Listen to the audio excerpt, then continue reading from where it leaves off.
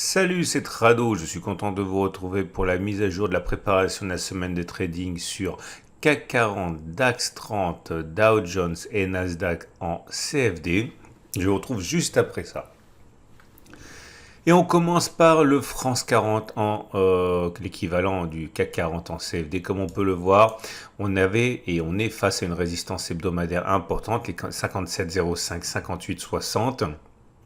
Cette zone était une zone de support qui a été cassée, qui a changé de polarité. Il ne faut donc pas s'étonner que cette zone ait provoqué des remous et des difficultés la semaine dernière. On descend d'une unité de temps, on regarde les données journalières.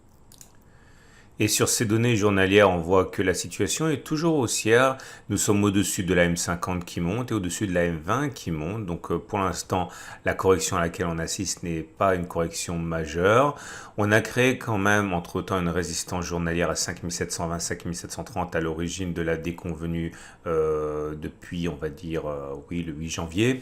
Et de l'autre côté, nous avons un support journalier à 5312, 5334 testé avec succès le 21 décembre avant de repartir à la hausse. On termine avec les données 4 heures. Et voilà le graphe en données 4 heures. On voit que la tendance n'est pas aussi belle qu'en données journalières. Loin s'en faut, nous sommes en dessous de la M20, en dessous de la M50, toutes les deux descendantes. Nous avons créé une situation où un support est en approche. Et il s'agit du support 5338-5530 à l'origine du rebond initié le 5 janvier. La résistance la plus proche, c'est toute cette zone grise qu'on a déjà mentionnée préalablement et qui est susceptible de poser difficulté, comme elle a posé des difficultés lors de la précédente attaque baissière qui date du début janvier. Alors, ceux qui veulent se mettre maintenant dans le sens de la tendance sont dans une situation un peu difficile parce que la tendance n'est pas clairement établie. Elle est en tout cas plus baissière que haussière. Ce qui signifie que ceux qui veulent vendre à découvert le France 40 peuvent éventuellement chercher des signaux baissiers qui interviendraient une fois que l'on aura cassé l'obstacle baissier des 5538, 5530. Autre solution, attendre que les cours remontent et espérer un aveu de faiblesse sur cette grande zone grise qu'on a déjà mentionnée. Cette zone grise, je l'ai dit, je vais vous le remontrer, elle est établie à globalement 5705, 5860, c'est cette zone-ci. Donc, si on revient sur les données 4 heures, toute configuration baissière qui apparaîtrait sur cette zone pourrait donner en matière aux traders baissiers à entrer en position.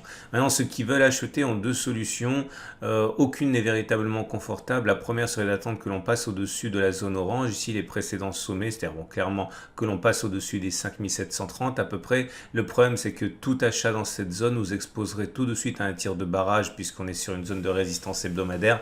Donc, c'est pas facile. Autre solution, attendre que l'on revienne sur le support H4 et que l'on rebondisse sur cette zone. Mais ça semble délicat puisque si on arrive sur cette zone, on sera sur un support certes, mais toujours en tendance baissière sur la même unité de temps. Il vaut mieux, quand on trade contre la tendance, chercher des supports sur l'unité de temps supérieure. C'est le cas de ce support journalier des 5312, 5334 si on y va. On passe à l'indice allemand CFD, l'Allemagne 30 équivalent du DAX 30. On voit que les cours sont en train de visiter un support journalier, celui des 13 678, 13 774, ancienne zone de résistance qui a été cassée, qui a donc changé de polarité et qui est actuellement travaillée depuis 2 séances. La tendance est toujours globalement haussière sur cette unité de temps. On regarde ce qui se passe sur les données 4 heures. Et sur les données H4, nous avons une tendance qui est en retournement plutôt baissière avec des cours sous la M20 qui descend et sous la M50 qui monte. Autrement dit, la tendance générale est baissière, mais la tendance de fond est plutôt neutre. Dans ces conditions, les traders chercheront sans doute peut-être à spéculer à la baisse. Le problème, c'est qu'il faut le faire à un moment où on n'a pas d'obstacle tracé sur l'unité de temps supérieure qui bloque le passage. Et c'est malheureusement le cas actuellement avec ce support journalier de 13 678, 13 774. Alors ceux qui veulent trader à la baisse attendent peut-être que l'on revienne sur la résistance hebdomadaire des 14 100, 14 141. C'est une résistance qui a été tracée sur les unités de temps supérieures. C'est une résistance journalière et hebdomadaire. Elle a donc le pouvoir, théoriquement, de pouvoir s'opposer à la tendance et provoquer un reflux. Autre solution, attendre que l'on passe en dessous du support journalier des 13 678, 13 774, mais ce serait se retrouver nez à nez avec un autre support, cette fois-ci H4 des 13 626, 13 564 à l'origine du rebond du 5 janvier. Par contre, une nouvelle cassure de cet obstacle, de cet autre obstacle, des 13 626, 13 564, dans une configuration baissière pourrait inciter les traders à chercher des signaux baissiers. Vous voyez, c'est très haché. Par contre, ceux qui veulent trader à la hausse ont l'opportunité ici de le faire, puisque nous sommes sur un support journalier et à partir de là, des signaux haussiers qui apparaîtraient dans cette zone pourraient être mis à profit par les traders ayant un biais acheteur.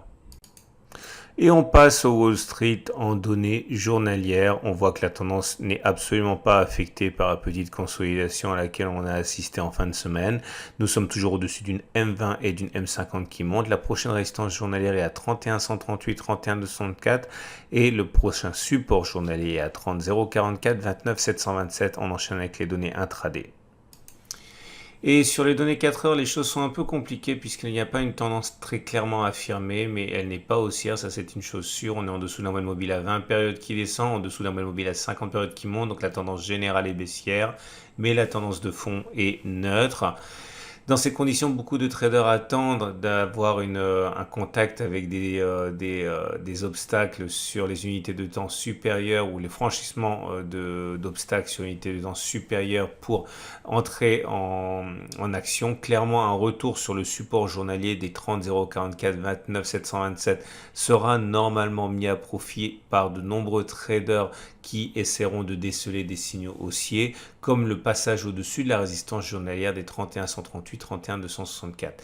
Maintenant, ceux qui veulent plutôt adopter un biais baissier attendent un échec sur cette même zone des 31 138, 31 264, puisque c'est une résistance tracée sur une unité de temps supérieure pour éventuellement rentrer. Il y a toujours moyen de spéculer à la baisse à d'autres moments, mais c'est un peu plus dangereux, comme par exemple le fait de casser ce niveau juste ici, vous voyez, c'est un support. Le passage en dessous des 30 612 avec des moyennes mobiles qui seraient clairement baissières pourrait inciter les traders à saisir les signaux baissiers qui se présenteraient. Mais encore une fois, c'est une stratégie qui est beaucoup plus risquée. Et on termine ce tour d'horizon avec le Nasdaq 100 en version CFD, l'US Tech 100. La résistance journalière dont il faudra se méfier si on est vendeur est celle des acheteur, pardon, c'est celle des 1330, 1300. Et le support journalier qui nous intéresse est à 12 700, 12 476 pour y observer éventuellement des réactions haussières. On regarde tout de suite les données 4 heures. Et des difficultés aussi pour trader le Nasdaq 100 en CFD sur unité de temps 4 heures car la tendance n'est pas bien établie. Elle est plus baissière que haussière avec des cours en dessous de la M20 qui descendent et en dessous de la M50 qui montent, tendance générale baissière, tendance de fond neutre. Par contre, spéculer à la baisse maintenant alors qu'on est sur des supports, notamment sur l'unité de temps supérieure, un support journalier à 12 700, 12 476 est extrêmement dangereux. C'est sur cette zone qu'on a rebondi la dernière fois. Donc des réactions, des vents contraires sont plausibles pour ceux qui vendraient à la baisse sur cette zone. Sans doute est-il plus prudent de tenter de déceler des signaux baissiers sur les 1330, 1300 pour vendre. Et à l'inverse, les acheteurs doivent se méfier car la tendance est baissière sur les unités de temps 4 heures, mais il est vrai qu'une réaction sur le support journalier pourrait être intéressante à saisir si vous avez des signaux haussiers que vous affectionnez, comme le passage au-dessus de la résistance journalière des 1330, 1300, puisque c'est un obstacle tracé sur une unité de temps supérieure. Si on passe au-dessus de cette zone avec des moyennes mobiles qui sont ascendantes, eh bien on pourrait effectivement avoir une configuration assez intéressante. Merci pour votre visionnage. Vous pouvez retrouver à la fin de cette vidéo d'analyse technique de moyen terme et également la préparation de la semaine de trading, cette fois-ci sur les cryptos et l'euro-dollar.